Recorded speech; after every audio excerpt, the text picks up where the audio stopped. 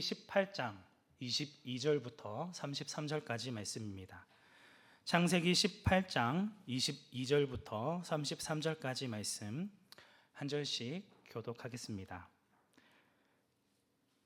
그 사람들이 거기서 떠나 소돔으로 향하여 가고 아브라함은 여호와 앞에 그대로 섰더니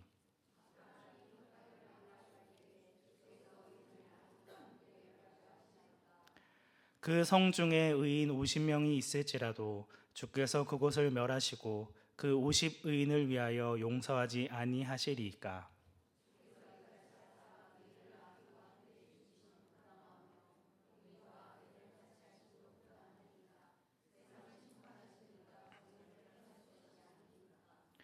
여호와께서 이르시되 내가 만일 소돔 성읍 가운데에서 의인 50명을 찾으면 그들을 위하여 온 지역을 용서하리라.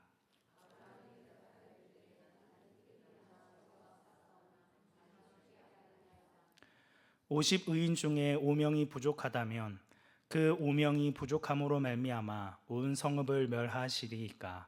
이르시되 내가 거기서 45명을 찾으면 멸하지 아니하리라.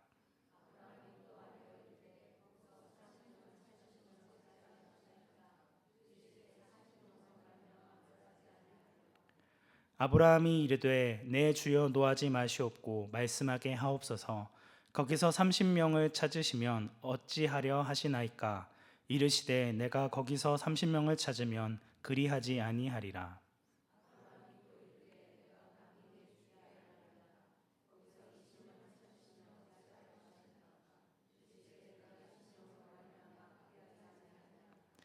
아브라함이 또 이르되 주는 노하지 마옵소서. 내가 이번만 더 아뢰리이다. 거기서 10명을 찾으시면 어찌하려 하시나이까. 이르시되 내가 10명으로 말미암아 멸하지 아니하리라. 여호와께서 아브라함과 말씀을 마치시고 가시니 아브라함도 자기 곳으로 돌아갔더라. 아멘.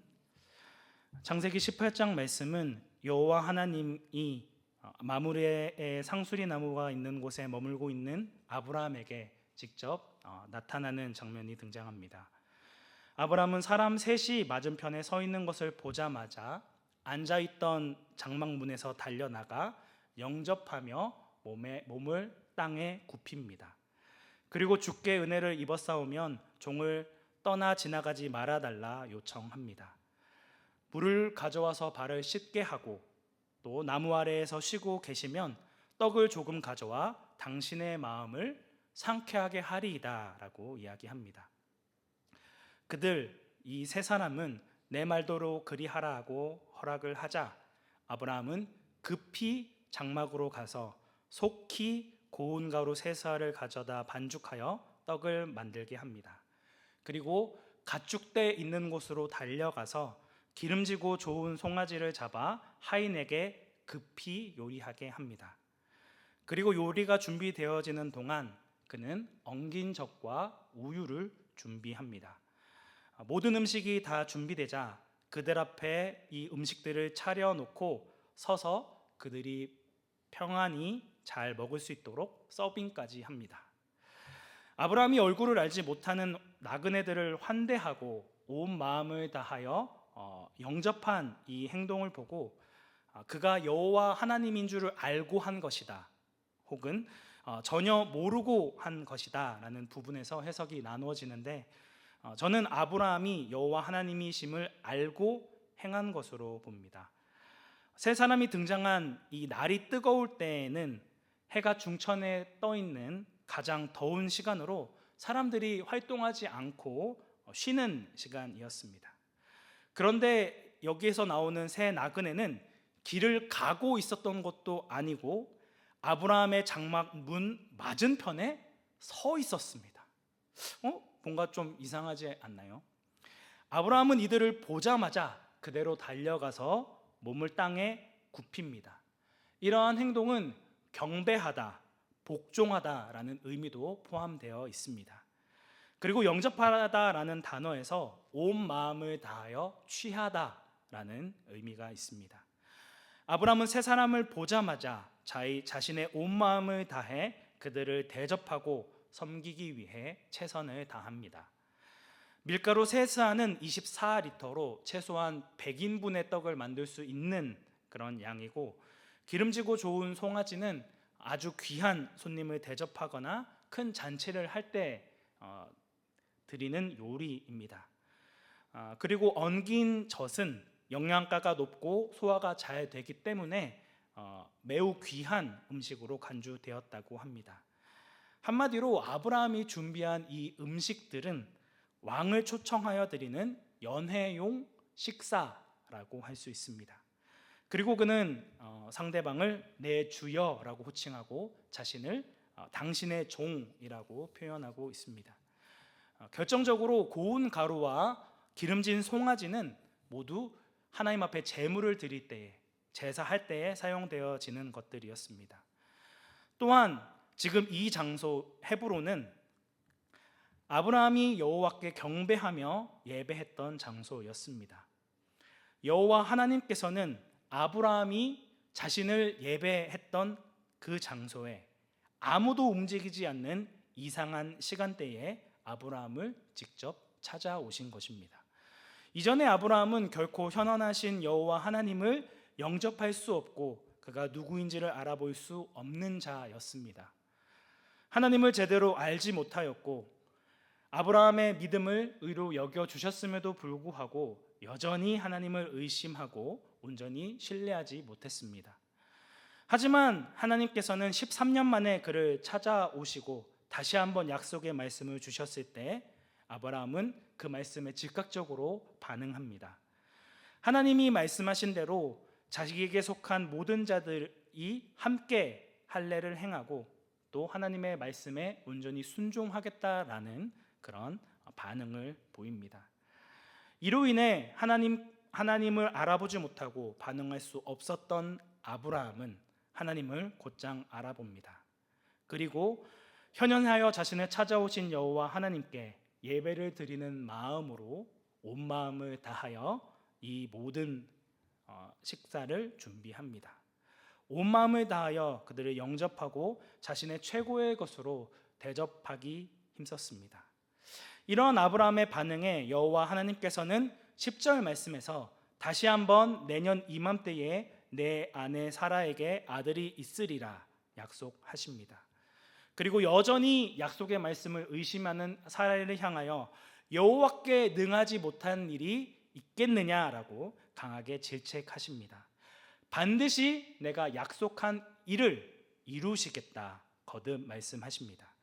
그리고 이어지는 16절 말씀에서 여호와 하나님과 함께 동행하였던 두 천사는 소돔으로 향하고 여호와께서는 자신이 하시려고 하는 일이 무엇인지 또한 자신이 아브라함을 택하신 이유가 무엇인지를 숨기지 않고 밝히십니다.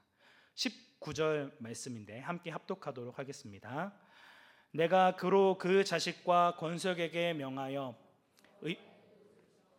의와 공도를 행하게 하려고 그를 택하였나니 이는 나 여호와가 아브라함에게 대하여 말한 일을 이루게 함이니라. 아멘. 하나님께서 아브라함을 택하신 것은 그의 자식과 건속들이 여호와의 도를 지켜 의와 공도를 행하게 하기 위함이었습니다. 세상의 많은 나라 중에서 아브라함을 택하여 이스라엘 백성들을 부르시고 의와 공도를 행하는 이스라엘 백성들을 통하여 천하 만민이 복을 받게 하는 복의 통로가 되는 나라, 하나님과 동행함으로 강대한 나라가 되기를 원하셨습니다. 여기서 등장하는 의와 공도는 성경에서 공의와 정의로 번역되어지는 체데카와 미슈파트입니다. 이 두 단어는 구약에서 함께 쓰이는 경우가 많은데 공의로 번역되어지는 체데카는 사전적인 의미로 공평하고 의로운 도의라는 뜻입니다. 이를 대체할 수 있는 단어는 긍휼과 공평이라 할 수 있습니다. 인간의 형편과 처지를 보시고 불쌍히 여기시고 이를 바로잡으려고 하시는 의로운 하나님의 마음이 표현되어진 단어입니다. 저희가 생각하는 일반적인 정의의 개념에 긍휼이 포함된 관계적인 개념으로 생각하시면 됩니다. 이어서 정의로 번역되어지는 미슈파트는 사전적으로 진리에 맞는 올바른 도리, 사회를 구성하고 유지하는 공정한 도리라는 의미가 있습니다. 심판, 법도, 재판, 공평한 저울 등으로 대체할 수 있습니다. 앞서 설명드린 공의가 하나님과의 관계나 그의 성품을 표시하는 단어라면, 정의는 실제적인 법과 규례, 올바른 집행을 표현한다고 할 수 있습니다. 그래서 쉽게 정의 내리자면, 공의는 올바른 관계를 뜻하며 정의는 올바른 재판을 뜻한다 할 수 있습니다. 고아와 과부와 같이 자신을 공경에서부터 보호해줄 부모와 남편이 없는 연약한 자들, 그리고 나그네와 같이 자신을 지켜줄 동포가 없는 사람들이 억울한 일을 당했을 때 그들에게 정당한 판결을 내려주어 억울한 일을 해결해 주는 것이 바로 정의, 미슈파트입니다.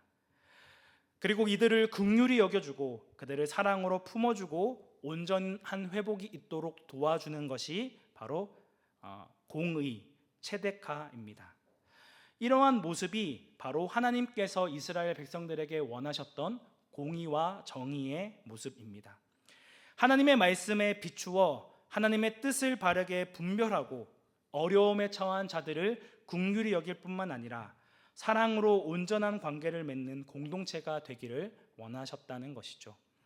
하나님의 공의와 정의가 올바로 시행됨으로 하나님의 사랑과 은혜를 드러내는 복된 공동체, 모든 민족을 주님께로 인도할 이스라엘 백성이 되기를 원하셨던 것입니다. 그렇다면 아브라함이 하나님의 택함을 받은 것은 이러한 의와 공도를 행하고 있었기 때문일까요? 그렇지 않습니다. 저희가 창세기를 통해 계속 아브라함의 모습을 살펴보았듯이 그는 처음부터 온전한 믿음이 있어서 가나안 땅에 온 것이 아니었습니다. 곧바로 기근이 찾아오자 애굽으로 내려가기도 했고 하나님을 신뢰하지 못해 두려워하기도 했으며 하나님의 약속의 말씀을 믿지 못하고 인간적인 마음으로 이스마엘을 얻기도 했습니다. 아브라함에게 믿음이 충분히 있어서 혹은 의와 공도를 행하는 행위가 있어서 하나님의 부르심을 받은 것이 아니라 여전히 연약함과 부족함이 있지만 그럼에도 당신의 약속하신 말씀을 신실히 지키시고 그 언약을 성취하고자 애쓰시는 여호와 하나님의 은혜와 사랑이 있었기 때문입니다. 이러한 은혜를 알게 된 자로서 아브라함이 보여야 할 마땅한 반응은 무엇입니까? 약속된 말씀을 신뢰함으로 여호와의 도를 지키고 의와 공도를 행하는 일입니다.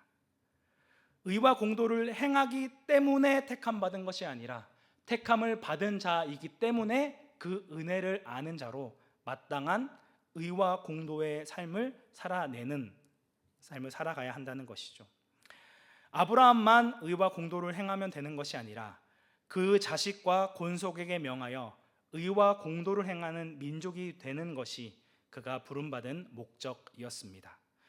하나님의 말씀을 따라 분별하여 하나님의 사랑과 은혜를 전하고 드러내는 정의와 공의를 행하는 나라, 세상의 나라와 완전히 구별된 삶을 살아감으로 하나님의 나라를 이 땅에 세우는 그 나라가 바로 하나님이 원하시고 바라시는 이스라엘의 이상적인 모습이었다는 것이죠. 그 나라를 이루는 것이 여호와 하나님께서 아브라함에게 약속하신 말씀을 이루는 것이며 성취하시는 것임을 말씀하고 있습니다. 이를 위해 내가 의와 공도를 행하는 삶을 살아야 함을 명령하고 있는 것이죠. 부름받은 것은 은혜이지만 그 은혜에 반응하여 실천적인 행위가 있어야 한다는 것을 요구하고 계십니다. 이어지는 20절부터 21절까지의 말씀에서 여호와 하나님은 소돔과 고모라에 대한 심판이 있을 것을 예고하십니다. 여호와께서 또 이르시되 소돔과 고모라에 대한 부르짖음이 크고 그 죄악이 심히 무거우니 내가 이제 내려가서 그 모든 행한 것이 과연 내게 들린 부르짖음과 같은지 그렇지 않은지 내가 보고 알려 하노라. 여호와 하나님과 두 천사가 이 땅 가운데 현현하게 된 이유에 대해서 알려주십니다. 소돔과 고모라의 죄악이 심히 무겁고 그들이 지은 죄에 대한 부르짖음이 크니 직접 이를 지켜보고 판단하시겠다는 말씀입니다. 마지막 심판 선고를 앞두고 최종적으로 확인하는 그런 절차를 거치기 위해 두 천사와 함께 이 땅 가운데 오신 것이죠. 소돔과 고모라가 하나님의 심판을 앞두게 된 이유는 무엇이었을까요? 이들은 하나님의 공의와 정의를 행하지 않았기 때문입니다. 은혜로 부름받은 자로서 의와 공도를 행할 공동체를 세우라는 명령을 받은 아브라함의 모습과 의와 공도를 행하지 않고 죄악으로 가득 차서 사람들의 부르짖음과 탄식으로 가득한 이 소돔과 고모라의 모습이 대조를 이루고 있습니다. 이는 하나님께서 부름받은 언약 공동체 내에는 하나님의 말씀을 제대로 분별하고 그 말씀에 순종함으로 서로를 사랑하고 섬기는 은혜의 공동체가 되어야 한다는 것을 강조하고 있습니다. 이 말씀을 뒤집어서 생각해 본다면 하나님의 공의와 정의가 실현되어지지 않는 공동체는 하나님의 진노와 심판에서 피할 수 없다는 것을 경고하고 있는 것입니다. 22절 말씀에서 두 천사는 아브라함의 장막을 떠나 소돔을 향하여 갑니다. 그런데 이상하게 하나님께서는 소돔으로 갈 생각이 없어 보이십니다. 분명 20절 말씀에서는 내가 이제 내려가서 내게 들린 부르짖음과 같이 죄악을 행했는지 아닌지를 보시겠다라고 말씀하셨는데 가만히 계십니다. 22절 후반절 말씀을 보시면 아브라함은 여호와 앞에 그대로 섰더니라고 번역되어져 있는데 히브리어 원문을 보면 아브라함과 여호와의 위치가 바뀌어져 있습니다. 원문 그대로 번역하면 여호와께서 아브라함 앞에 그대로 서 계셨다라는 의미입니다. 개역개정 성경만 보면 아브라함이 여호와 하나님이 소돔으로 떠나지 못하도록 그 앞을 가로막고 있다가 하나님 앞에 가까이 가서 소돔과 고모라에 대한 중보의 기도를 주도한 것처럼 보입니다. 아브라함이 대단한 결심과 의지를 가지고 하나님을 막아서고 하나님과 독대하여 단판을 지으려는 그런 모습으로 보인다는 것이죠. 그런데 정작 소돔으로 가겠다 하시고는 아브라함을 안 떠나고 계셨던 분은 여호와 하나님이셨습니다. 이것에 대한 뜻은, 의미는 무슨 의미일까요?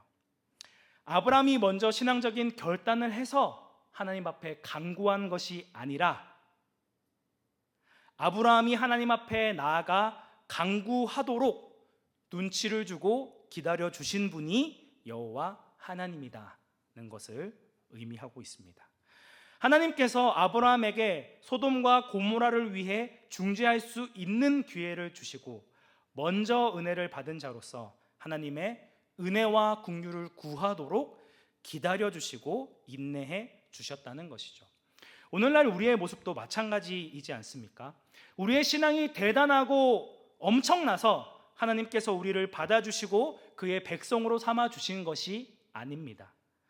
우리 각자의 믿음의 여정을 돌아보면 아브라함처럼 믿음이 좋았다가 나빴다가를 반복하고 멋지게 믿음으로 나아갈 때보다 헛발질하고 아무 소득 없이 돌아올 때가 얼마나 많은지 모릅니다.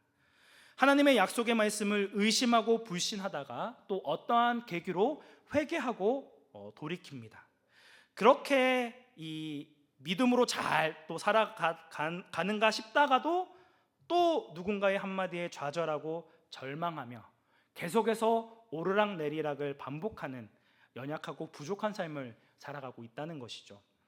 그럼에도 하나님께서는 우리를 금 나와라 뚝딱, 은 나와라 뚝딱 하고 한순간에 우리의 삶을, 우리의 믿음을 순식간에 바꾸시지 않으십니다.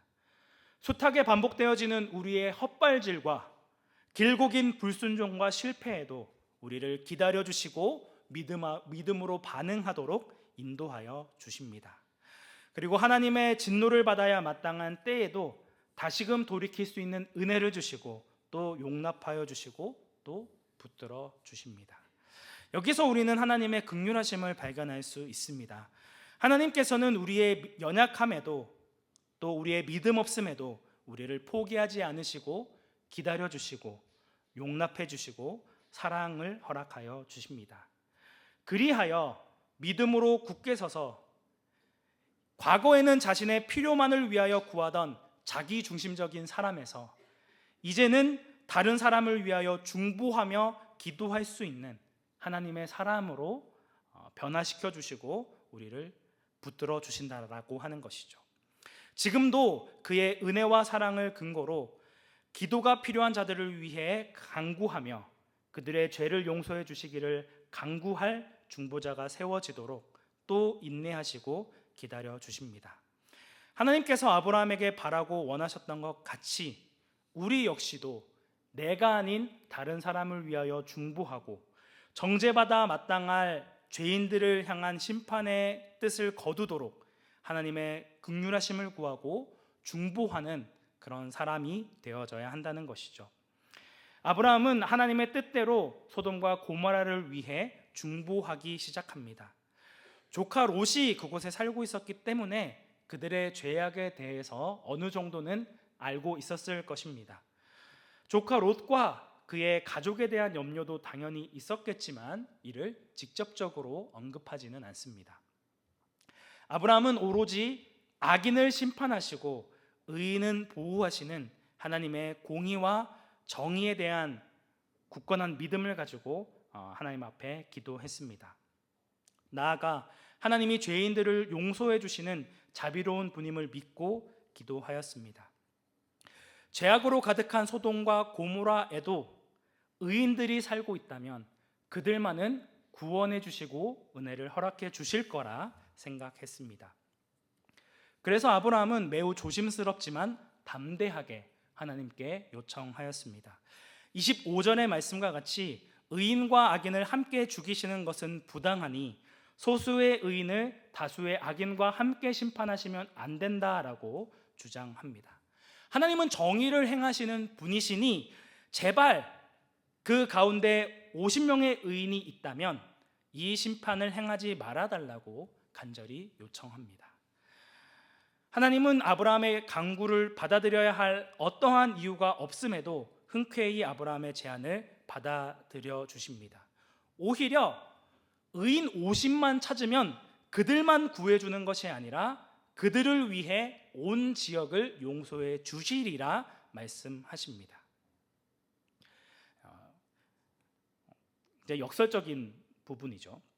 이러한 여호와 하나님의 응답에 아브라함은 다시 한번 두렵고 떨림으로 하나님 앞에 나아갑니다. 우리 27절 말씀 함께 합독하도록 하겠습니다. 아브라함이 대답하여 이르되 나는 티끌이나 재와 같사오나 감히 주께 아뢰나이다. 아브라함은 자신을 먼지와 재로 묘사하며 자신을 낮춥니다. 저는 하나님의 은혜가 아니면 먼지와 재와 같은 아무런 쓸모없는 자입니다. 하나님 앞에 도저히 나아갈 수 없는 자이고 하나님 앞에 이러한 중보의 기도를 할 수 없는 자임을 겸손하게 드러냅니다. 그리고 내 힘과 능력으로는 도저히 거룩하신 하나님 앞에 나아갈 수 없는 자이지만 그럼에도 하나님 앞에 은혜를 구합니다. 두렵고 떨림으로 하나님 앞에 간구합니다. 처음 50명에서 5명을 줄여 의인 45명이 있으면 성읍을 멸하시겠냐고 묻습니다. 이에 하나님께서는 45명의 의인이 있으면 멸하지 않으시겠다 이야기하시죠. 이에 아브라함은 29절부터 32절까지 매 절마다 하나님 앞에 간구합니다. 아브라함이 또 아뢰어 이르되 아브라함이 이르되 아브라함이 또 이르되 아브라함이 또 이르되 아브라함은 간절히 하나님 앞에 간구합니다. 내 주여 노하지 마시옵고 말씀하게 하옵소서. 내가 감히 내 주께 아뢰나이다. 주는 노하지 마옵소서. 내가 이번만 더 아뢰리이다. 거기서 의인 40명을 찾으시면 어찌하려 하시나이까. 거기서 30명을 찾으시면 20명을 찾으시면 어찌하려 하시나이까? 주여, 내가 이번만 더 아뢰리이다. 거기서 10명을 찾으시면 어찌하려 하시나이까? 아브라함은 계속해서 의인의 수를 줄여가며 하나님 앞에 간구하고 또 간구합니다. 이에 대한 하나님의 답변 역시 동일합니다. 40으로 말미암아 멸하지 아니하리라. 내가 거기서 30명을 찾으면 그리하지 아니하리라. 내가 20명으로 말미암아 그리하지 않고 10명으로 말미암아 멸하지 아니하리라 고 말씀하십니다. 아브라함의 계속되어진 요청에 하나님께서는 의인 10명만 찾으면 소돔과 고모라를 멸하지 아니할 것이라 약속하시며 구원의 범위를 계속 확장시켜 주셨습니다. 그런데 이러한 아브라함의 요청은 의인 10명에서 그치게 되어집니다. 확실하게 하려면 1명 여기까지 내려가야 되지 않겠습니까? 하지만 여기에 이유가 있습니다. 이 10명이 당시 한 가족을 구성하는 최소한의 숫자였기 때문입니다. 소돔과 고모라에 하나님을 믿고 그의 말씀에 순종하며 공의와 정의를 실천하는 믿음의 대가족이 한 가정은 있겠지. 자신의 조카 롯과 그의 가족들의 숫자가 아직 10명이 되지는 않지만 그래도 롯과 같이 악한 세상 가운데서도 믿음을 지키며 살아갈 의인이 최소한 몇 명은 더 있겠지라고 생각한 것입니다. 아유, 소돔과 고모라가 얼마나 크고 넓은 성읍인데 의인 한 가정은 있겠지. 그 10명의 의인으로 말미암아 하나님께서 소돔과 고모라를 용서해 주실 것이다 라고 생각했을 것입니다. 하나님께서는 지금 당장 심판받아도 할 말 없는 소돔과 고모라에게 다시금 돌이킬 수 있는 기회를 허락하여 주시고 진노의 심판을 유예시켜 주셨습니다. 10명의 의인만 찾는다면 멸하지 아니하시겠다 약속해 주셨습니다. 하나님께서는 끝까지 회개의 기회를 주시며 죄인이 스스로 돌이키지 못하면 의인을 통해서라도 구원하시고자 하는 사랑과 긍휼의 아버지이십니다. 하지만 안타깝게도 저희가 잘 알고 있듯이 소돔과 고모라에는 하나님의 정의와 공의를 행할 의인 10명이 없었습니다. 끝까지 신앙을 포기하지 않고 하나님께 순종하는 믿음의 가정이 존재하지 못했습니다. 참으로 안타깝고 가슴 아픈 일이 아닐 수 없습니다.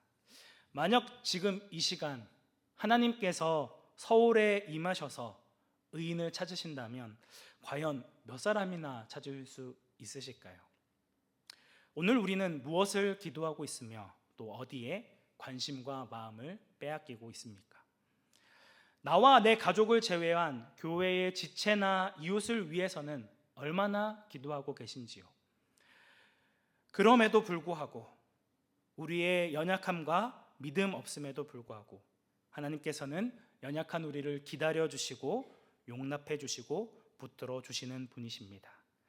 자신의 필요만을 위해 기도하던 자를 인도하셔서 붙들어 주셔서 끝내는 다른 사람을 위하여 중보하는 자로 민족의 범죄와 악을 회개하며 주님의 은혜를 구하는 거룩한 주님의 백성으로 바꾸어 나아가실 것입니다.